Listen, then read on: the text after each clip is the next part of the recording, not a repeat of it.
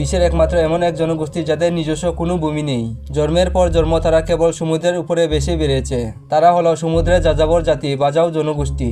জন্ম থেকে মৃত্যু পর্যন্ত বাজাও মানুষদের জীবন কেটেছে নৌকা ও ঢেউয়ের সঙ্গে। সমুদ্রই তাদের সবকিছু। সমুদ্রের উপর নির্মিত অস্থায়ী কুড়িগুড়ি তাদের ঘর। দুলতে থাকা সেই ঘরগুলি বহন করে তাদের পুরো জীবন। যাতায়াতের একমাত্র উপায় ছোট একটি কাঠের নৌকা, স্বচ্ছ কাচের মতো পরিষ্কার সমুদ্রের উপর দিয়ে ছুটে চলে। তাদের কোনো নিজস্ব স্থলভূমি নেই, সারা জীবনই কাটে পানির উপরেই।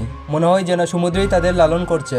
এই বিশাল সমুদ্রে বেঁচে থাকার জন্য বাজাও শিশুদের ছোটবেলা থেকেই কানের পর্দা ছিদ্র করা হয়, যাতে গভীর সমুদ্রে উচ্চচাপ শরীরের উপর কম প্রভাব ফেলে। দীর্ঘদিনের সামুদ্রিক জীবনের ফলে তাদের দেহ ইতিমধ্যেই সমুদ্রের সঙ্গে খাপ খাইয়ে নিয়েছে। কোনো ড্রাইভিং সরঞ্জাম ছাড়াই তারা সহজে গভীর সমুদ্রে ডুব দিয়ে মাছ ধরে ও শামুক সংগ্রহ করে। এমনকি একটি কথা প্রচলিত আছে, বাজাও শিশুরা হাঁটার আগে সাঁতার শিখে। সমুদ্রেই তাদের দুলনা, আবার টিকে থাকার জন্য যুদ্ধক্ষেত্র। তাদের দৈনন্দিন আয়ের উৎস হলো ছোট নৌকার উপর বসে নারিকেল প্রক্রিয়াজাত করা এবং তা পর্যটকদের কাছে বিক্রি করা।